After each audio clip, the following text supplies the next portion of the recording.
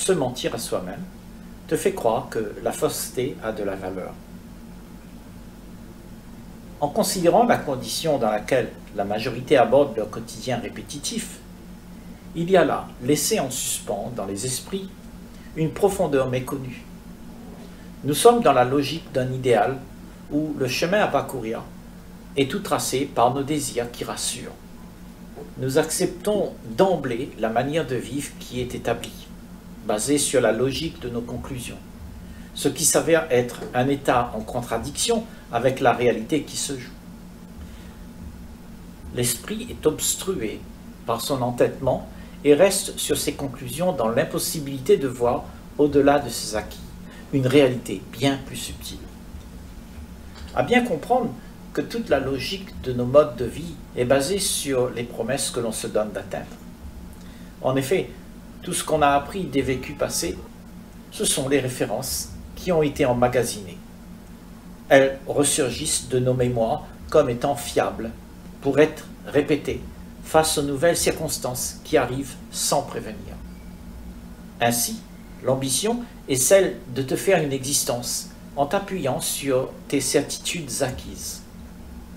Cependant, le questionnement, le doute, les remises en cause sont des manœuvres qui permettent de débusquer tes illusions et ainsi rompre la confiance en l'image que tu as de toi-même. C'est alors que tu te retrouves face à ce qui existe pour de vrai, à savoir ce vide immense qui est la réalité de toi qui se manifeste et que tu voudrais tellement renier, en fuyant dans ce que la distraction du monde t'apporte pour te soulager de cette crue évidence. Ainsi, constater que tu es dans le reniement de ta nature profonde te fera te poser cette question essentielle. Puis-je connaître la liberté qui se trouve au-delà de mes peurs? Vivre dans ce monde et exister de manière confortable va te donner l'illusion d'avoir une place notable au regard des autres, qui est la société à laquelle tu t'identifies. Cette façon de te mouler et le désir que tu te promets d'atteindre pour être reconnu conforme aux conclusions établies va tôt ou tard te faire savoir que tu n'es pas à ta place. Car il y a une dichotomie trop flagrante. Tu restes tiraillé entre ce que tu es, c'est-à-dire rien, et ce que tu devrais être selon ce que prescrit la norme. Identifié à la forme, le contact avec la réalité de la vie sauvage et libre est rompu. Il ne faut pas douter, dit-on. C'est ce que le monde prône autour de toi. Tu dois te soumettre à la logique de la norme qui soutient la véracité de tes conclusions. Et c'est pourquoi la marche à adopter sévit maintenant dans les esprits, et tu restes figé dans tes carcans et tu continues comme d'habitude. Des promesses alléchantes sont déversées pour que tu puisses t'appuyer sur l'espoir d'une belle vie à atteindre. Et avec un peu d'encouragement, tu prends confiance en tout ce qu'on t'a refourgué et tu te promets de te faire une vie sur ces bases. C'est ainsi que tout est fait. Mais cette logique ne te permet pas de voir la vie autrement que par celle qu'évoque la volonté collective. Et qui sont ceux qui ont besoin de se gargariser de cette reconnaissance en demande? N'est-ce pas ceux-là même qui ont peur de ne pas être accueillis par la communauté des conformistes? Ce sont ces conformistes qui donnent l'aval de l'acceptabilité. La reconnaissance est attribuée à l'obéissant qui se moule à la demande. Ceux qui pensent être courageux et forts pour avoir su surmonter les échelons de la réussite que procure la société sont en réalité les plus instables. Ils se sont fait avoir par le leurre de la promesse à atteindre afin d'établir leur bien-être dans ce qui est à venir. Tout ce que tu fais en t'affairant ainsi est malencontreusement maladroit, car rien ne peut satisfaire ton manque. La nécessité d'être comblé engendre la névrose causée par les déceptions récurrentes, et cela provoque des humeurs en état de yo-yo. C'est alors que la confiance se transforme en frustration. Les principes des modes de vie hérités des générations précédentes sont des acquis considérés comme étant un bien fondé, mais la promesse qui te fait miroiter ce bien-être à atteindre est un leurre. c'est lorsque tu remets en question la vie morose que tu as qu'il est possible de constater que le système bénéficie à ceux qui s'y intègrent. Les individus récalcitrants se retrouvent à chercher quelques brides de bonheur éphémère. La société fabrique deux sortes d'états d'esprit en conflit avec eux-mêmes. Un qui est récompensé pour s'être moulé, et l'autre qui est puni pour ne pas avoir été docile.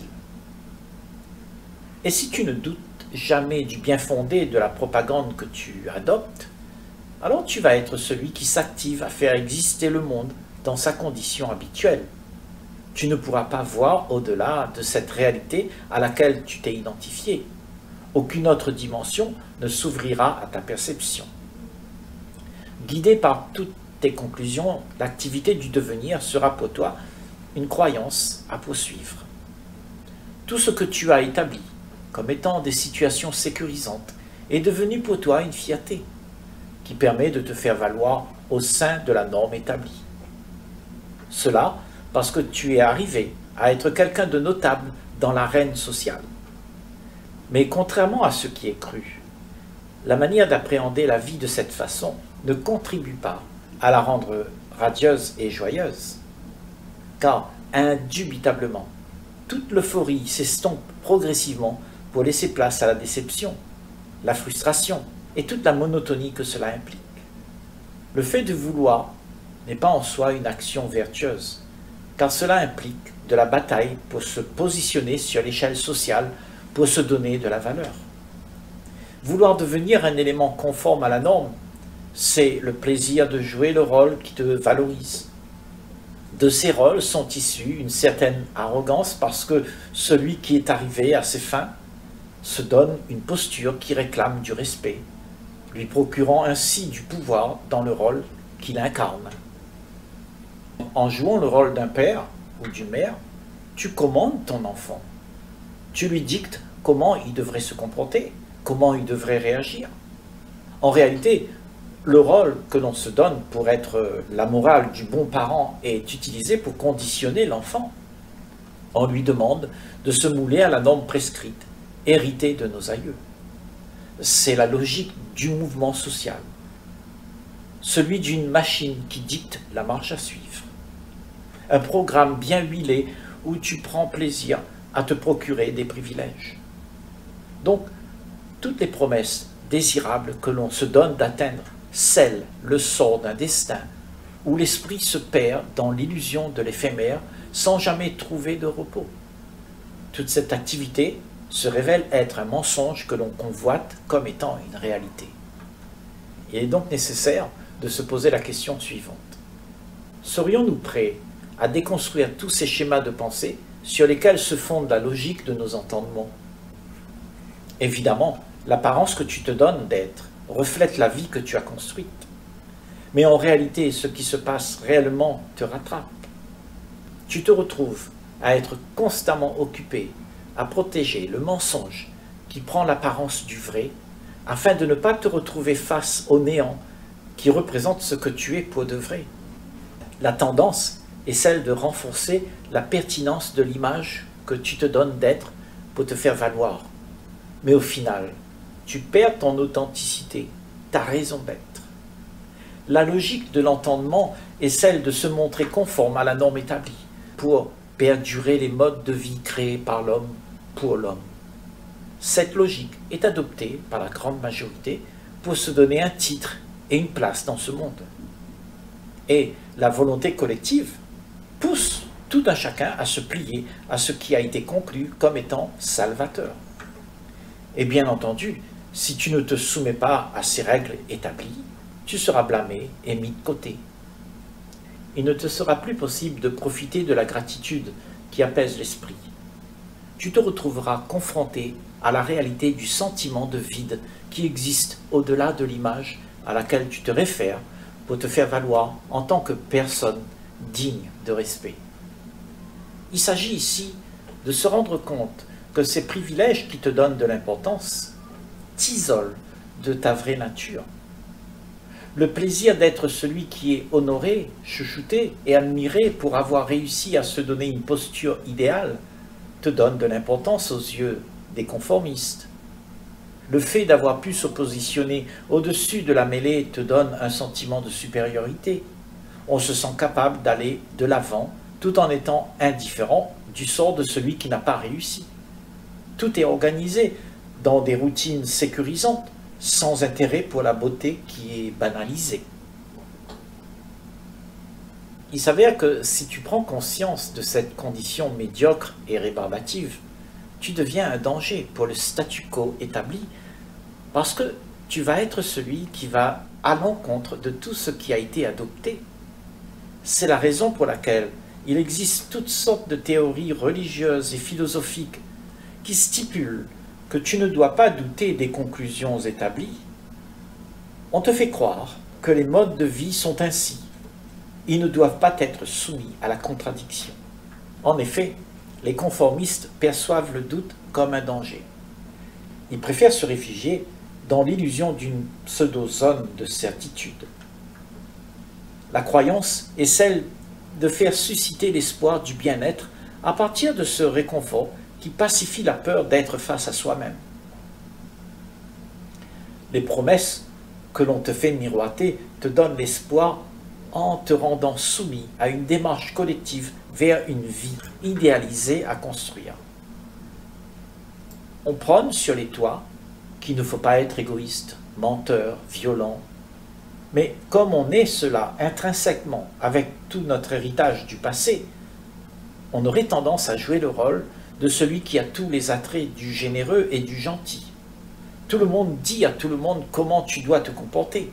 Aimez-vous les uns les autres, dit-on. Mais personne ne s'engage, sauf s'il y a un intérêt. En fin de compte, on ne sait pas ce qu'est aimer gratuitement. On ne sait pas être libre de la demande égocentrique, libéré du personnage en demande de sécurité face à sa vulnérabilité. On ignore sa vraie nature qui se trouve au-delà de l'image que l'on se donne pour paraître.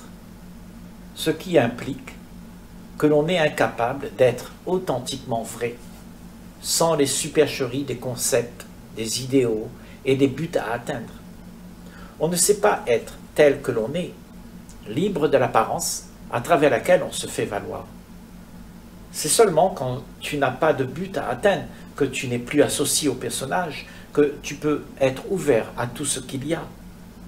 Autrement dit, c'est quand tu n'es pas investi de la supercherie que comporte l'idéal à atteindre, que les situations s'accueillent comme elles sont, sans le jugement ni la critique. Tu restes dans un état tranquille et acceptes ce qui se passe, sans avis sur les situations qui se manifestent. L'amour n'a pas d'objet. Il aime tout simplement. Parce que c'est l'amour. Il est inconditionnel. Mais dans nos activités quotidiennes, ce genre d'amour est méconnu. Il est perçu à travers son concept. C'est la projection de l'idéal qui est considéré, et c'est ce à quoi on donne de l'importance. Le concept que l'on se donne d'atteindre, c'est la promesse d'une volonté à faire susciter une bonne image de soi. Cette activité, afin de paraître, est entrée dans les mœurs. Tu prétends aimer ceux qui te sont chers, ton père, ta mère, ta famille, tes amis. Tu leur donnes des cadeaux pour les garder sous le charme de ton personnage qui tâche de faire plaisir pour gagner le privilège d'être aimé en retour. Aimer implique pour la majorité le devoir de plaire, une manière de se conformer à la communauté dans laquelle tu t'es identifié pour être accepté. En réalité, la plupart ne savent pas ce qu'est aimer. Aimer, c'est le don de soi, sans condition. Ne rien attendre, ne rien demander, ne rien vouloir, même pas une attention particulière de qui que ce soit à ton égard. Tu acceptes les choses comme elles sont. Tu aimes tout simplement sans raison. Peu importe les circonstances, tu restes impassible à la demande de ton centre égocentrique qui attire à lui ton attention. Peu s'engagent de cette manière, si bien que des rôles sont joués. On joue le rôle de celui qui fait semblant tout en expliquant comment devrait être le comportement idéal. Tu supplies à tes enfants d'être gentils, tout en usant de violence à travers le contrôle. Tout ça parce qu'ils ne sont pas au goût de tes attentes. Leur comportement ne rentre pas dans les critères des conclusions auxquelles tu adhères. Qui est celui qui est agacé et mécontent? Où se trouve la générosité, la bonté et la tolérance envers l'enfant? Seul existe le défi d'une volonté qui impose la norme à suivre. On estime que la norme établie doit perdurer et que l'enfant doit s'y soumettre. L'énergie libre et innocente qui vagabonde, tel un papillon de fleur en fleur, est bridée et contrôlée, car évidemment personne ne veut être dérangé dans sa zone de confort. Tout ce qui est contraire aux critères que l'on se promet de faire valoir s'impose dans le contrôle pour être au goût de l'entendement tacitement conclu.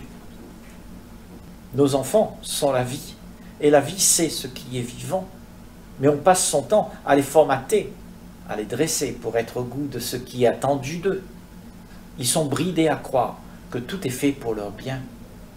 Tout cela se passe de façon inconsciente, parce qu'on est soi-même le parent programmé pour faire en sorte que le monde tel qu'on le connaît puisse perdurer. La crainte que l'on a est celle de ne pas les voir réussir leur vie comme le préconise la norme établie, à savoir leur incapacité à se mouler à la société. En réalité, tu ne laisses pas la vie se manifester à travers eux. Rares sont ceux qui connaissent la grandeur de la joie d'être vrai, avoir l'excellence d'être authentique et libre, sans être soumis à des règles qui oppriment, jusqu'à parfois la dépression et pire encore, la folie du suicide. S'étonne-t-on que l'enfant que tu bâillonnes se plaint de vivre dans la répétition des activités quotidiennes soumis aux devoirs et aux règles à suivre? Les capacités réelles de l'enfant sont bafouées par ce qu'on lui demande d'être et qu'il n'est pas.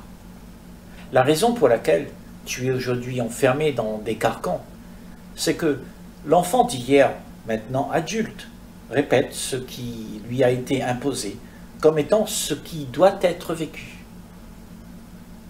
C'est ainsi que tout se perpétue dans l'indifférence de ce qui existe en réalité. Tu es embobiné par la propagande des décennies à être non pas ce que tu es, mais ce que tu devrais être.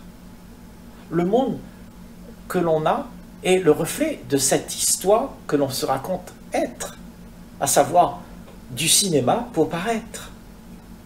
Tout cela implique que l'on a obéi à une dictature qui est maintenant ancrée dans les mœurs pour être banalisée.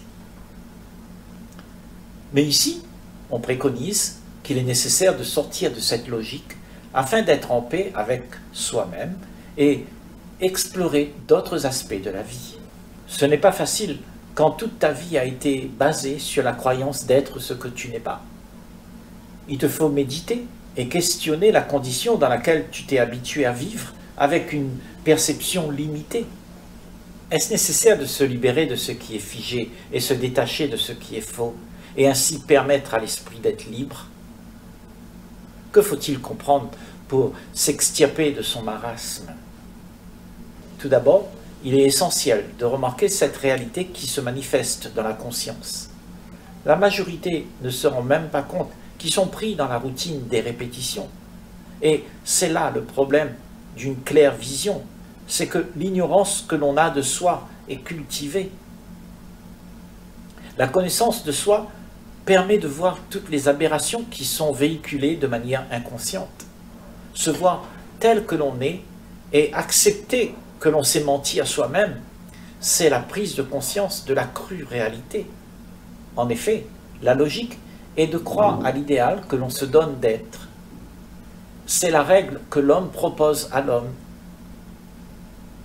Elle dicte comment tu dois te comporter pour être accueilli et accepté, et cela implique le paraître. La tendance est de jouer ce rôle, et ce rôle, c'est l'activité du personnage pour se faire valoir, et il se trouve qu'il y a là une fausseté d'être, car tu t'es identifié à l'entité qui joue son rôle. Ainsi, tu es ce que le monde attend de toi. Alors tu fais semblant d'être ce qui est convenable. Tu existes à travers l'image que tu représentes. Tu es une mère, un père, un étudiant, un Américain. Tout ça sont des rôles pour se donner une existence aux yeux du monde. À travers ces rôles auxquels on s'identifie, la réalité de ce que tu es pour de vrai n'y est pas. La logique du monde t'incite à t'identifier aux personnages qui jouent comme étant une réalité. Les courants de pensée, de manière organisée, recommandent de ne pas s'interroger, car le doute est nuisible à l'autorité de l'ordre établi. Sous l'influence de la peur, on te demande donc de te soumettre. Car si la désobéissance ne comporte pas le risque de la punition, cela rendra l'autorité caduque. Donc, tout ce que tu as mis en place par la crainte de l'insécurité constitue le confort qui indubitablement est voué à s'effondrer.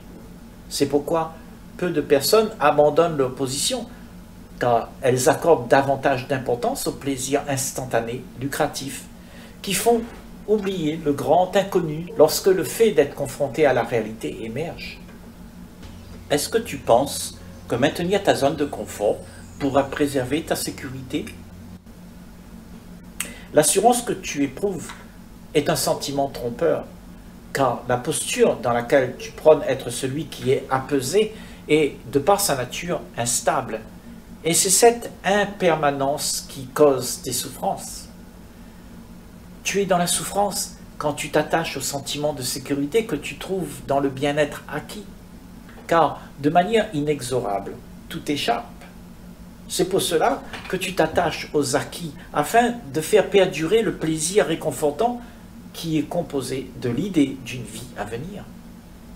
Ce qui est abordé ici n'a aucune relation avec le temps qui passe. C'est une dimension où rien n'est en train de se faire pour en jouir plus tard. Ce qui se joue est hors du temps. Rien n'est à venir qui puisse être désiré. Il est donc utile d'échapper aux idées d'une vie meilleure qui émergent quand l'insécurité hante l'esprit. Il convient plutôt de trouver le silence comme ton refuge de paix, là où rien ne peut t'affecter. Le temps représente cette situation où tu attends et où tu développes l'activité pour devenir ce que tu te promets d'être. L'existence de ce temps réside dans le fait de mener une vie idéale et éphémère. Et cette période est psychologique plutôt que chronologique. Ce que tu désires et que tu te promets d'atteindre est la projection d'une vie idéale. Rien n'est réel. Ce que tu es ne peut pas changer de nature. Pourtant, tu t'adonnes à cette période pour te projeter dans l'espoir afin de contrer la réalité de ce que tu es en vrai. En somme, ce lendemain est un concept, une imagination qui lui est propre. Il fait partie du rêve que tu crées et que tu souhaites réaliser. Tu te crées l'illusion d'un temps qui n'existe pas dans les faits. Ce que tu es ne peut pas être désiré. Ainsi, courir après le rêve que tu es en train de faire est une vaine activité qui te fait tourner en rond, où tu te retrouves avec ce que tu t'es projeté d'être. Mais il n'y a pas de réalité à cette projection, d'où la déception qui fait émerger le sentiment d'insatisfaction. En d'autres termes, c'est une période où tu te projettes de l'espoir dans un temps illusoire. Quand on a un but à atteindre, cela nécessite du temps. Et sur ce cheminement, l'insatisfaction est un obstacle inévitable, ce qui laisse ainsi un vide sans jamais pouvoir être connecté à ce qui est vivant. Tout simplement parce que ce qui est recherché est l'idée d'être une illusion persistante. Or, il n'y a rien d'autre à être que ce qui a toujours été. Cependant, c'est la logique d'un monde qui se fait valoir en te disant qu'il faut réussir ta vie et devenir ce qui correspond à l'idéal vie souhaitée. Cette logique est l'illusion qui te garde occupé à l'espoir que tu te donnes d'atteindre. Si bien que tu vis dans un monde de rêve, et ce rêve est entré dans les mœurs des activités systématiques et compulsives. Il y a là un désir commun qui stéréotype les esprits à la réussite d'une vie idéale jusqu'à son apothéose. Une frénétique démarche pour s'accaparer la promesse qui est miroitée. Quand l'esprit est inconscient, distrait par la promesse à atteindre, il est impossible de questionner le bien fondé de ce qui est en train de se dérouler. L'action qui se joue est mécanisée et se répète sans fin dans la compulsion des habitudes. Ainsi, devenir la posture qui est attendue de toi en ce monde est une habitude entrée dans les mœurs. Cette démarche que l'on se donne d'être est en accord avec ce que la volonté collective aspire. C'est la farandole que la majorité fredonne depuis des millénaires. Et nous n'avons rien fait pour que cesse l'abêtissement de nos habitudes effrénées. Pour qu'une fin puisse être possible, il est nécessaire de questionner la nature de l'histoire romantique avec laquelle l'esprit est abêti. Cela se joue quand tu prends note que tu te valorises afin d'épater la galerie. Cela, afin de pouvoir exister à travers ceux qui glorifient l'image que tu prônes être. Dans cette démarche, rien d'essentiel n'est mis en évidence. C'est le fait de douter de la véracité de sa posture idéale que l'insatisfaction devient pesante. Les mêmes choses se répètent. L'esprit est déprimé par la monotonie et l'ennui. Pourtant, tu continues toujours de la même façon, sans éprouver un état d'urgence à la médiocrité qui se joue. Tu demeures fidèle à l'idée que tu ne dois pas abandonner le but de ton bien-être. Mais, face aux inconvénients de cette allure à atteindre, se méfier de ces états stagnants devient une qualité de l'esprit averti. Donc, doute de tout. Doute en particulier de ce qui se dit ici. Réfléchis pour toi-même. Ne répète pas les phrases des autres juste parce qu'elles sont belles. Énumère ta propre vision de ce qui est inné en toi, afin que cesse la répétition de ce qui se dit. L'inné, l'authentique, l'intègre, ne peut pas être manipulé pour devenir ce qui est désiré. Ce que tu es, c'est la vérité d'un état incorruptible. Cependant, quand tu répètes une vérité qui vient d'une phrase récupérée d'un livre ou du gourou du coin, alors tu n'es rien d'autre que la copie d'une vérité qui fut et qui maintenant est dépourvue du souffle de ce qui est vivant. C'est seulement quand tu laisses être le vivant qui émerge depuis ton sein que tu es tout puissant, parce que c'est toi qui donnes la note pour démarrer la symphonie de ce qui est pur et sacré. La vie est alors celle que tu émanes depuis ton fort intérieur.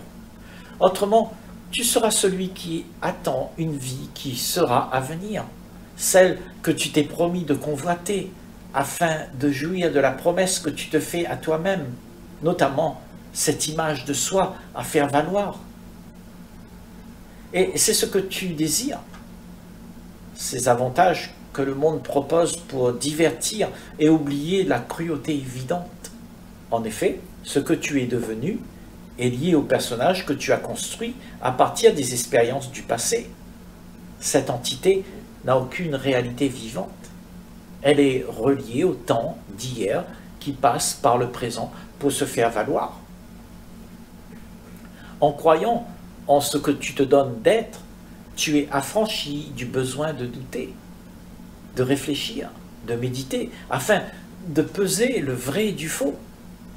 Tu es entraîné par la propagande d'un conformisme qui te conduit à la décadence. Et dans cette souffrance, tu sépares la réalité des faits avec ton désir d'idéal. Et c'est ce qui engendre l'isolement dans la bulle de l'individualisme. Et parce qu'il n'y a pas de contact réel avec les uns et les autres, l'union est ignorée. Or, la vie en réalité est l'union de tout ce qui est.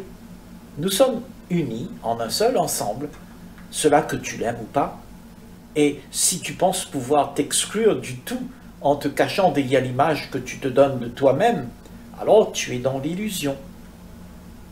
Tu peux croire que tu es séparé en tant que moi, avec une position qui te distingue des autres, Mais rien n'est vrai. C'est un courant de pensée qui te mène vers la séparation, la division, la rivalité et enfin à la solitude de ton petit univers. Il n'y a pas de contact.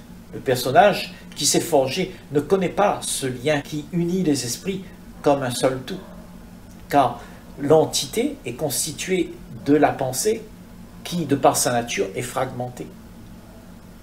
S'effondre alors toute la logique d'être ce que l'on pense devoir être. Quand tu as compris que tout cela n'est que l'illusion que l'on a d'être séparés les uns des autres. C'est quelque chose que tu inventes pour te faire valoir afin d'exister dans ce monde au sein du conformisme. Conformisme qui te somme d'être soumis à la promesse qui fait miroiter la récompense de celui qui se moule. Sinon, il y aura rejet et l'image que tu prônes pour te faire valoir subira le désagrément de ce qui existe pour de vrai. Sans la valorisation à travers l'image que tu prônes être aux yeux des conformistes, tu seras vu comme le voleur, le voyou, le vaurien, le mal-aimé. Tu seras celui qui n'a pas réussi à s'imposer. Ainsi, être conforme à la norme s'avère être une activité qui cause la pression vers la soumission des comportements stéréotypés. C'est ainsi que tu te mens à toi-même et tu ne veux pas te l'admettre. Pourtant, la plus belle chose qui puisse t'arriver, c'est de te libérer de ce que tu es en train de te projeter, notamment la vie idéale à atteindre qui n'existe pas. Dès que tu vois ce mensonge, automatiquement, la vérité émerge et la perception n'est plus la même. La vérité de ce que tu es, à savoir l'expression de ton authenticité, libère l'esprit. Voir ce qui est faux révèle aussitôt ce qui est vrai. Reconnaître ce qui est faux fait régner l'esprit en maître sur ce qui est désordonné. Cela implique que toutes les pensées auxquelles tu t'es identifié meurent d'elles-mêmes.